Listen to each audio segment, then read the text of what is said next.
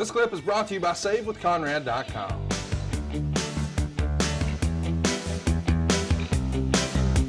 I do want to mention, we've talked a lot about, you even mentioned it earlier. Well, this is the Reagan era, and we're not trying to talk politics on the show. We're just saying the Cold War thing, the whole America versus Russia deal.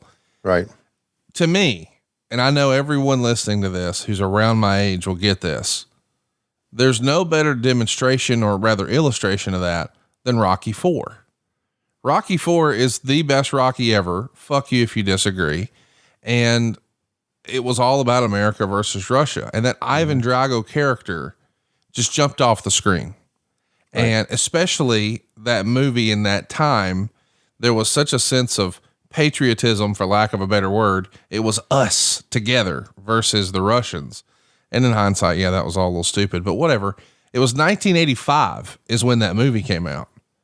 So now when you see the Russians being such a big part of the programming here, I just want to give a little context to what was happening in pop culture. America versus Russia was not only a big deal in the news and politically, but Rocky IV, dude, was a monster hit. Like it did 300 million at the box office in 85. I mean, Sylvester Stallone was a juggernaut. So Ivan Drago being the dominant, giant, genetically superior Russian, and now here comes Nikita Koloff. It just made sense. A little backstory of that was that Dolph Lundgren got the Ivan Drago part, but we were told by Nikita that Nikita was going to read for that part. Yeah, Nikita probably lied about other things too. Well, I remember us when Nikita says, yes, I'm going to go read for that part. I remember some of the guys in the back said, well, you're going to get it. Look at you. Right. How could you not? I mean, how could you not? And by the way, that probably didn't seem like that was that far-fetched, because let's not forget, Sylvester Stallone was a wrestling fan. I mean, there's famous photos of him out there with Nick Bockwinkel and Harley Race. And of course he cast Hulk Hogan, and that really is what set Hulk Hogan into the stratosphere. Yeah, sure. Thunder Lips. Yeah. Yeah. So, I don't know if he really read for it or not, but I remember thinking he's going to get it. And then he didn't. And so who knows?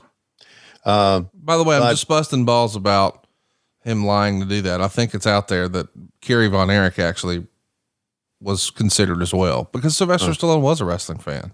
Yeah. So anyway, I do not agree it was the best Rocky movie, but I'm not going to argue Rocky movies with you here. Oh, you probably like the first one, which I get. Yes. Yeah. No, listen, I'm not arguing that.